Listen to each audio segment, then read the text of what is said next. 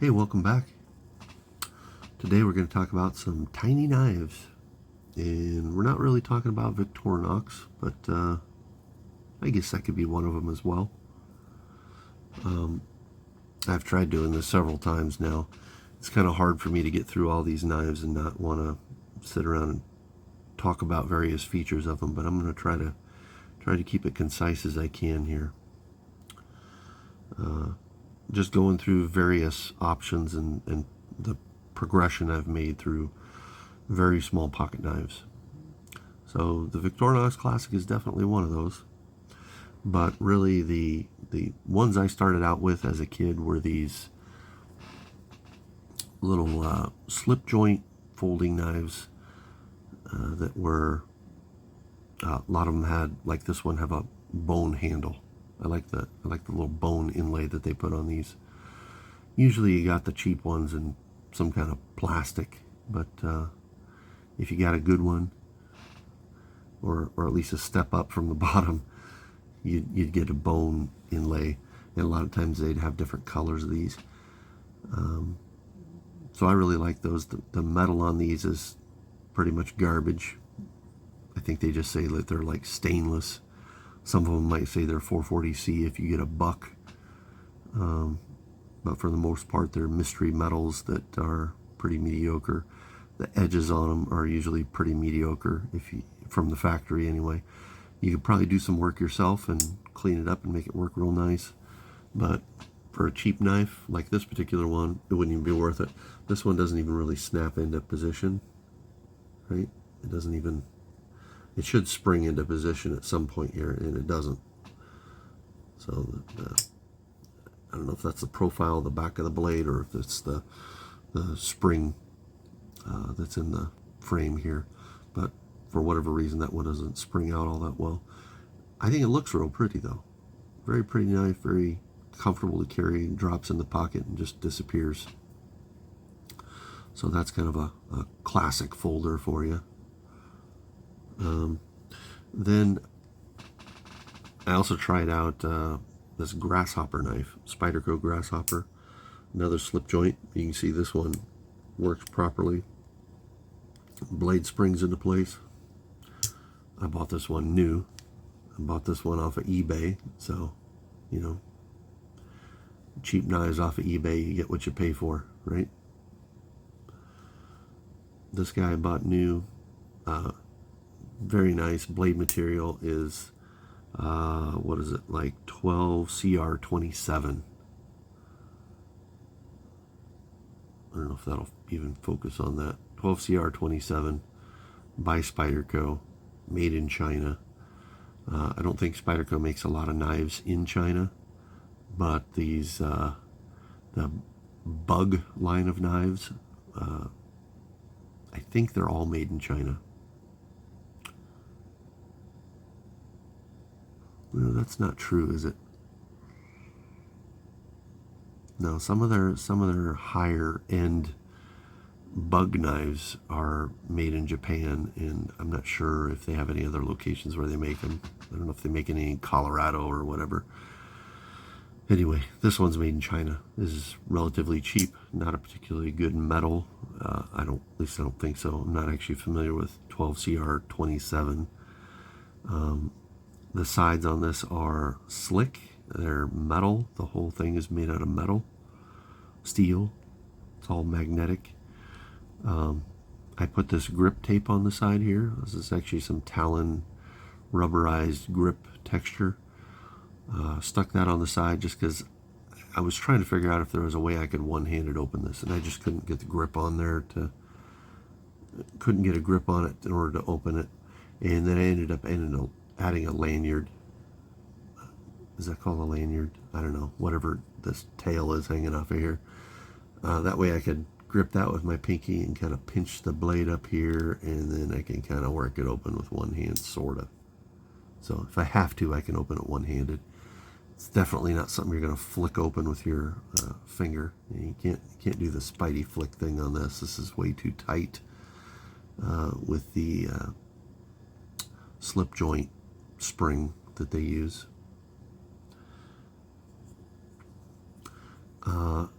Another little tiny knife here I get is a Kershaw, I think Kershaw Cinder, I think is what they call it. This is a little liner lock knife. Tiny blade on this thing. I think this is a 8CR13 MOV blade. No, it says 1025. Is that the metal? I'm going to say I don't really know what the metal is, but it says Kershaw, it says China, it says 1025, and it says it's a Hinder design. So anyway, this has got the little thumb stud on it. It's got the little liner lock, which is really easy to actuate there. It's got a bottle opener on the back, key ring maybe there. I don't find the thumb stud to be particularly useful. I find it is actually easier. I guess the thumb stud helps once it's open, but I kind of just push on the blade and then roll it open. That works pretty well. It's got a nice grip surface here. Put your thumb on the back. So that's the Cinder. A Byrd knife. This is the Finch. I think this is the original Finch. It's got plastic or probably FRN. I'm not sure I don't think I saw the description on this say FRN, but usually they use fiberglass reinforced nylon on their handles on the Spyderco lightweights. So I'm going to guess that's what this Byrd is as well. It's got a mostly serrated blade. What is that, 3/4 serrated? It's a lockback. Riveted construction, so there's pins holding it together, not screws. And if you got small enough hands and you're dexterous enough, you can flick this guy open with your finger. I don't tend to do that. I tend to just hold on to it with this tail like I did the other, and then just push this open with my thumb, roll it open. It's got the finger choil up front.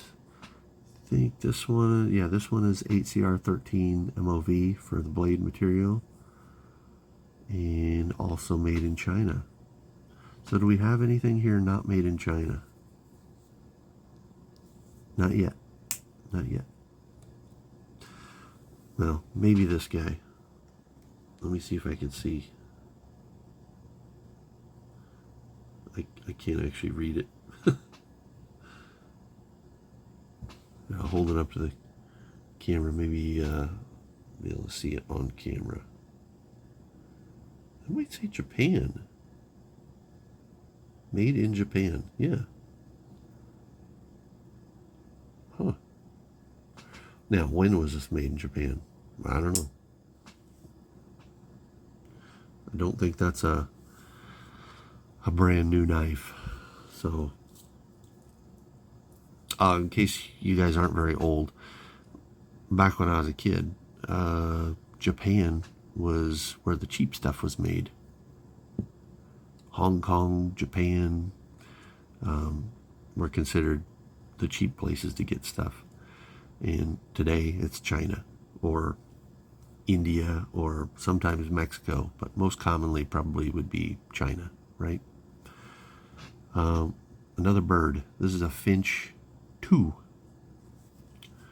This one, again, I got the lanyard on the back or whatever you want to call it to make it so I can pinch that and roll it open. Blade material again is 8CR13 MOV. This one's full flat grind instead of that serrated saber grind that we had on the Finch 1. So a little bit thinner blade, a little bit more slicey. This has got a bunch of layers to it here. It's considerably heavier than the Finch 1, which was pretty much all plastic except for the blade and the lock and the spring. Okay, there's a linear spring in these lockbacks. That's obviously metal. Anyway, this guy has got the metal blade, metal lockback, metal spring. It's got some metal liners that have a little bit of milling out of the liner in there. I don't know if you can see in there well enough. I can't actually see with my eyes, but I know I've looked in there before with a camera, and I can see that it's milled out just a little bit. They just cut some circles out of the liners. And then it's got some G10 on the outside for a little bit of better grippiness. Screw together construction, so you could take this apart and tune it up if you want, or just do a thorough cleaning.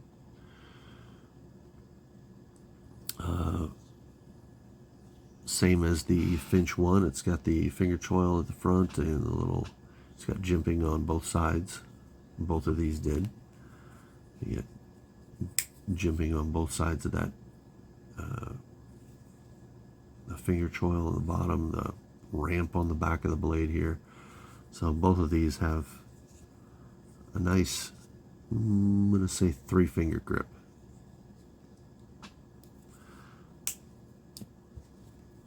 So that's the Finch 2.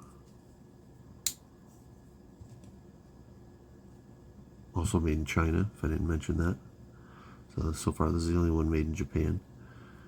They're all about the same size. This guy's a little bit bigger. This guy's just well, the blade's smaller. The handle's about the same, I guess. Maybe a tiny bit smaller. And then we're going to jump up to a Ladybug. And I don't know what it is about Spyderco knives, but first of all, I love them. I love Spyderco knives. I very much like Byrd knives, but I just like the Spyderco, the hole, better. Better than the, I don't know, was that Bird's eye? Whatever that Byrd hole is. Anyway, so here's the Spyderco version, and this is, I think, the comparable product to the Finch would be the Ladybug. Now they do have a Man Bug, which I think is a little bit bigger. They have several other knives that I think are smaller than these. And then there's the Grasshopper. There's a bunch of them that are just slip joints. So I think this might be the smallest actual locking blade that they do right now. Feel free to correct me if I'm wrong, but I think this is the smallest lock blade that Spyderco does. And this one's in VG10, so it's kind of their common steel that they use. And this one's made in Japan. Seki City, Japan. Saber grind on this one. I personally prefer full flat grind, but I do like to have a bit of variety, so I was pretty happy to get one with a saber grind. I don't like serrated blades, so as much as I think this little Finch is a cool knife, I don't care for serrations. They're not bad, it's just not my preference. I don't want to have to deal with sharpening those someday. It's just a pain. I don't want to, undoubtedly I'd mar up the blade, or I wouldn't sharpen it very well, or whatever. It's just, they're harder to maintain. And then the last one I wanted to share with you is just a Dragonfly, and kind of that's partly for just size comparison. These knives are all very small, and if you know a Dragonfly, it's not a very big knife, and it kind of looks like a giant compared to these things. And this one's VG10, made in Japan. I put the little tail on this one as well. I don't know that it really needs it.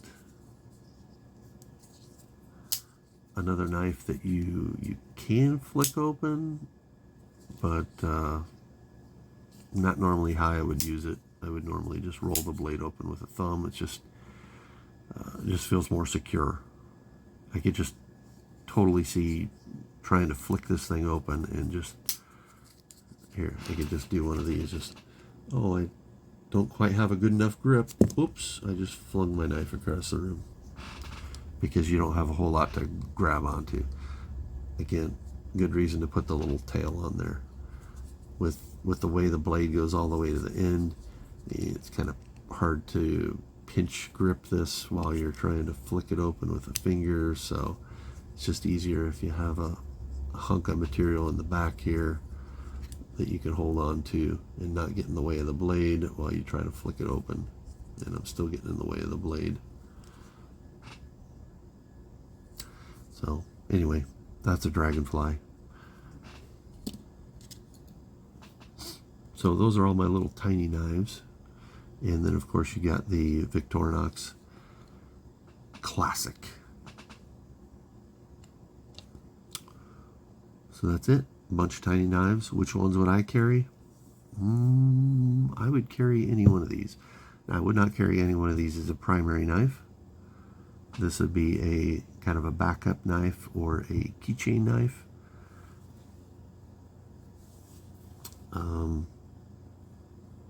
Good for opening envelopes and boxes, and that's about it. I wouldn't do any sort of food prep. I wouldn't even cut up an apple with one of these. Maybe with a dragonfly. Even the dragonfly's blade is pretty short. It wouldn't be my first choice, but it would do the job. Any of these would do the job, but it'd get pretty ugly. This guy's got a pretty long blade. This might be okay. But and same with the grasshopper. That's a pretty long blade as well. So I think both of these would work for minimal food prep, right? Cutting up an apple is what we're talking about.